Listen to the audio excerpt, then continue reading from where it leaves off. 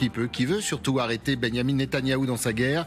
Quel est le véritable but des opérations lancées par Israël, que ce soit à Gaza, mais également au Liban? Qu'est-ce qui pousse le Premier ministre israélien? Intérêt personnel, désir de conquête ou le seul fait de vouloir protéger Israël des attaques terroristes dont elle est la cible? Une image peut-être d'ailleurs pour vous donner un élément de réponse. Regardez, nous sommes dans le sud Liban où flotte désormais le drapeau israélien. On va partir tout de suite retrouver nos envoyés spéciaux, l'une de nos équipes, Claire Clambier et Thibaut Bruck. Regardez d'abord l'ensemble du dispositif. Merci à tous, merci à toutes d'ailleurs d'être avec nous, de pouvoir nous rapporter ce qui se passe chaque jour de cette guerre. Nouvelle frappe, je le disais, vous l'avez vécu, Claire. Cette violence a encore frappé cette nuit. Nouvelle troupe également envoyée hier par Tsahal à la frontière. Est-ce qu'autour de vous, Claire, les Libanais redoutent une invasion de leur territoire, que les troupes de Tsahal passent à l'offensive terrestre? Pas que des incursions, mais rentrent et s'y installent. Oui, évidemment, c'est une crainte qui est partagée par quasiment tous les Libanais avec qui on a pu échanger ces derniers jours. Les Israéliens ne s'arrêteront pas là, nous dit-on. Ils ont en mémoire, évidemment, la guerre de 2006 et puis pour les plus anciens, l'invasion terrestre de 1982. Alors évidemment, vous en parliez, l'arrivée de nouveaux hommes.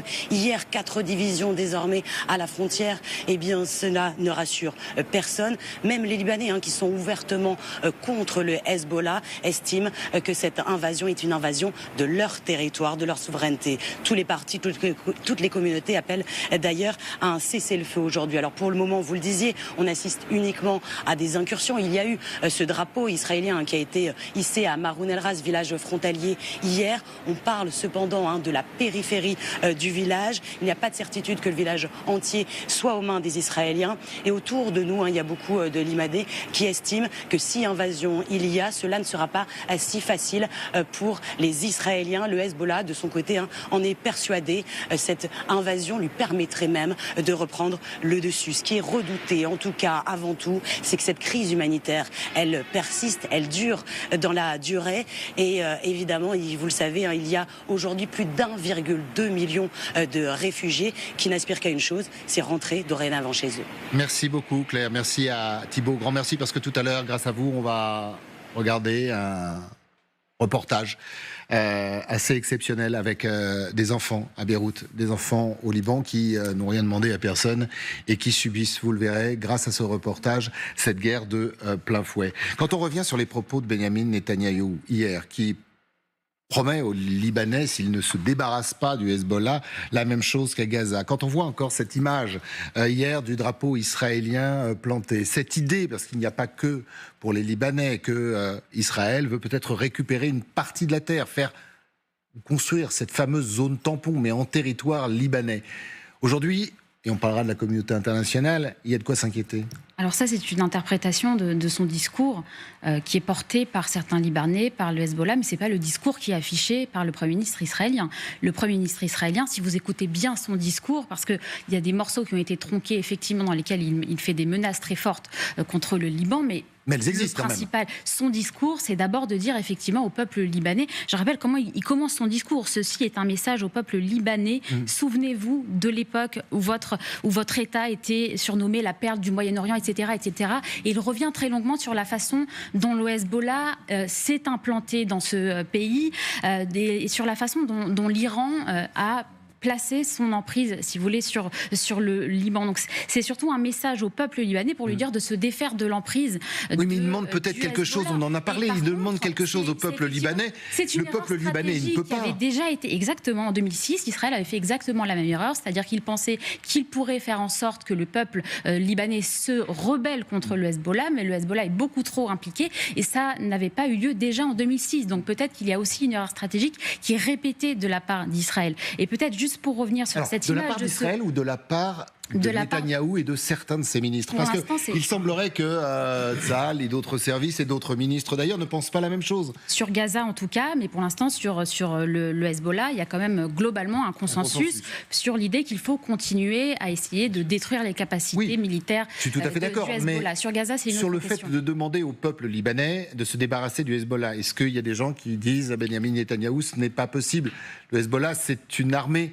Le Hezbollah, c'est pas le Hamas. même si ça reste un groupe En tout cas, terroriste. sur la société israélienne, il y a eu un sondage qui est paru qui montre que 80% des Israéliens soutiennent cette opération parce qu'ils ont subi pendant un an des bombardements du Hezbollah, parce que toute une population est actuellement déplacée, parce qu'il y a eu des discours enflammés de la part de Hassan Nasrallah, alors avant qu'il soit éliminé, et de l'Iran, etc. Donc le peuple israélien sent qu'il y a une nécessité sécuritaire qui soutient pour l'instant les opérations qui sont menées par... Mais on le disait pendant la pub, bien évidemment, parce qu'il faut aussi une solution.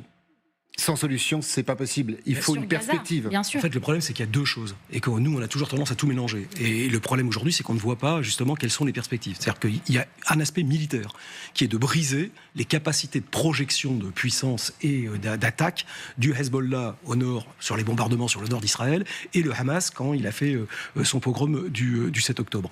Et ça, c'est en cours et c'est fait par les armées. Le problème, c'est qu'évidemment, nous, on parle toujours d'éradication. C'est pas un sujet d'éradication, c'est de casser leur capacité de nuisance. Ça, militairement, c'est faisable. Et c'est ce qui est en train d'être fait dans le sud du Liban. C'est pour ça que je pense qu'ils vont aller, les Israéliens, au moins sur le fleuve d'Italie, une trentaine de kilomètres, pour justement, et que le risque... Il est effectivement, quand Benjamin Netanyahou parle de Gaza, le risque, il est double. Il est effectivement les destructions de Gaza, mais il est aussi aujourd'hui le manque de perspectives politiques, parce qu'aujourd'hui, au Liban, à ce stade, l'État libanais n'est pas capable de reprendre le contrôle, de la même manière qu'à Gaza, l'autorité palestinienne n'est pas capable de reprendre le contrôle. Et hors solution politique, on ne construit pas de démocratie et de stabilité sur des baïonnettes. On est obligé de le faire. C'est-à-dire, nous, par exemple, on est allé taper l'État islamique pour empêcher, pas pour le détruire. On n'a pas détruit l'État islamique en Syrie et en Irak. On a détruit sa capacité de projection de menaces, sa capacité à faire des attentats en France. Mais on n'a pas résolu le problème. Seuls les Irakiens et les Syriens peuvent le résoudre. L'éradication ne se fera pas que par les armes. Exactement. Donc là, on est dans une phase qui est une phase militaire. Normalement, dans une phase militaire, et y compris les dirigeants militaires israéliens le savent, on prépare la phase politique de sortie de crise. Aujourd'hui, ce qui pose problème et à Gaza et au Liban, c'est que parallèlement à cette phase militaire, on voit assez mal quel est l'objectif politique de sortie de crise, puisqu'il n'est pas engagé de discussion ni avec l'autorité palestinienne ou d'autres, ni avec une partie. Et honnêtement, c'est pas Netanyahou qui va être le libérateur du Liban. Soyons sérieux, personne ne croit ça une demi-seconde. Benoît Billan, ce drapeau est une image symbolique parce qu'elle sert également un discours politique et puis peut-être aussi une forme de pression sur le peuple libanais pour se débarrasser du Hezbollah. Au-delà, c'est risqué le pari de Benyamin Netanyahou ou il peut réussir ? Alors, c'est risqué. La question qu'on se pose depuis le début de cette opération, c'est est-ce que les Libanais ont les moyens, la possibilité de se débarrasser d'un groupe terroriste qui aujourd'hui est l'État dans l'État, comme le disent les Libanais. Oui, alors tant qu'effectivement ce groupe terroriste n'aura pas été considérablement affaibli à la fois au plan militaire mais aussi au plan politique, ça semble très improbable. Maintenant, sur la question du pari israélien, commencer une guerre, c'est toujours prendre un risque. Commencer une guerre contre un adversaire qui s'y prépare depuis aussi longtemps que le Hezbollah, c'est également prendre un risque. Moi, j'ai quand même l'impression que il est trop tôt pour avoir une idée, une lisibilité totale de ce que veulent faire les Israéliens, mais on a un petit peu l'impression qu'ils rééditent le plan de 2006 avec des méthodes tactiques qu'ils ont fait évoluer depuis. Le problème, c'est que le Hezbollah de 2024 n'est pas non plus le Hezbollah de 2006, qu'il n'est pas du tout certain qu'aller jusqu'au Litanie, ça sera suffisant pour sécuriser le nord d'Israël, pour une simple raison qui est la portée des moyens de frappe dont dispose le Hezbollah. Notamment des missiles qui, pour le moment, à part un, sont toujours et qui ne sont pas nécessairement tirés du sud Liban. Et donc, en fait, le risque, c'est de mettre le doigt dans un engrenage où la sécurité d'Israël nécessitera d'aller toujours plus loin, avec des moyens israéliens qui ne sont pas illimités non plus. Donc, en fait, il y a quand même un réel risque militaire, avant même de parler de sortie politique. C'est une affaire qui est autrement plus complexe que celle que les Israéliens ont menée à Gaza et qui leur a déjà pris énormément de temps et d'efforts, il ne faut pas l'oublier. Donc il y a quand même c'est pas du tout certain que l'armée israélienne parvienne à éradiquer le Hezbollah aussi facilement qu'on le croit. Ça va être un combat dur, ça va être un combat long, et c'est un combat qui peut ne pas suffire.